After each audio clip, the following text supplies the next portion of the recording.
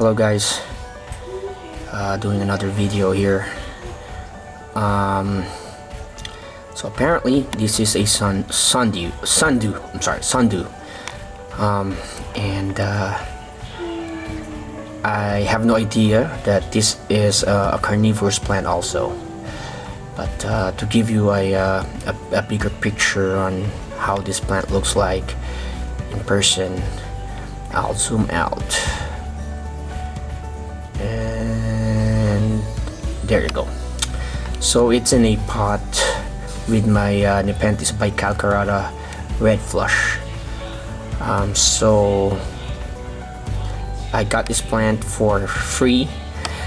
In my videos before, in my previous videos, I showed you guys that I was trying to propagate my own moss, and I collect the moss from the orchids that I purchased from Andy's Orchids, because a lot of the mounts that they come in with have established moss. And to give you an example, this Lasiocylum, if you look, all that wood has moss. The dried moss that you see there, I just placed it there recently, so just to give it more moisture. But you can see the moss there. Look how established those moss are. Another good example is this Wistrepia Dodsonii. It came with a lot of moss. I just placed more dried moss on top of it to give it more moisture. Another is this guy here, which is the Pluritalis ornata. Lots of moss also. And this is my Pluritalis rowlei, which I repotted, but basically has a different kind of moss, like that one. So all those moss have been growing. I think this one is liverwort in this plant here, this Wistrepia. But basically, I'm growing all this moss, and I have a video about it. You can just search it in my channel. In one of the moss containers, let's zoom back in on this sundew. So basically, this guy grew, and it's smaller, way smaller than this one, like a couple of those round heads, I suppose it can be called that, with those hairy stuff that has, I guess that's where the nectar comes out and traps the insects. But basically it grew like one or two, and it was really red. And usually what I do is I harvest my mosses, and then I place them on pots where I can grow them on the plants. And a big example of how they become established is this Hamada hybrid. This is the Aristocloides spectabilis giant and Hamada hybrid. And you can see here, these are moss that I've grown and harvested and just placed there, and you can see how it has grown in on this pot. So that is also my plan with this bicalcarata, because there's a lot of surface area where I can put moss.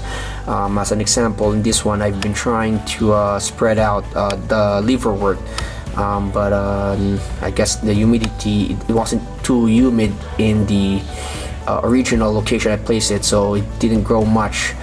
But I guess that one is doing well.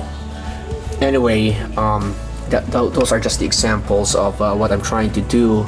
And so I placed this, at first I thought moss in this area here, and then yesterday I noticed it has grown considerably. And when researching about carnivorous plants, I do remember seeing this, so I went to Facebook. I joined a Texas carnivorous group and asked them about if this is a sundew, and yeah, the one of the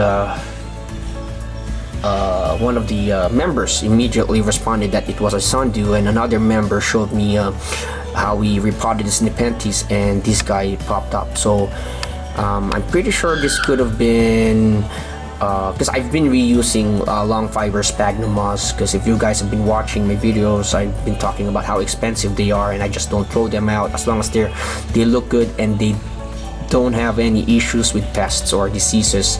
And then I get them to dry. Here in Texas, it's so hot, so I just put them outside, let them dry like really crispy dry, so hopefully kills off other bugs there. But yeah, so I have a sundew here, and I'm still debating on what I'm gonna do. It looks nice. From what I've read, it needs dormancy, so I'm thinking I might repot it in some moss and peat moss, and then bring it outside.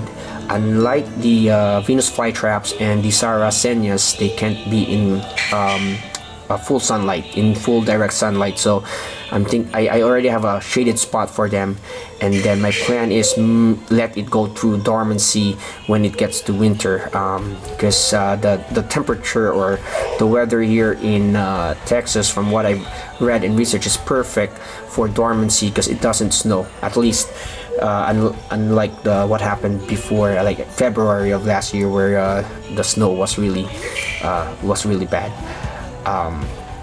Anyway, just want to show you guys, it's really cool. I have another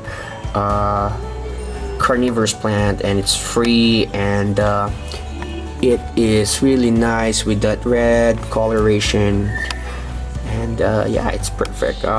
Very excited. I'm just gonna leave it there for a bit, and then I'll get some peat moss and I'll repot this and place it there, because I need to repot my Venus flytraps also. I need to do an update about them. They're doing well outside. They died off when I decided to put them in direct bright sun, because that's what I've read. But in the nursery where I bought them, they were in shaded, at least the one I bought in a nursery, and the Sarracenia the same thing. And then there's another Venus flytrap that I bought from Pet Flytrap, which is very small. They kind of struggled a bit when they were in a bit of shade. They would get like 4 hours of direct sun, so I decided to put them in direct sun.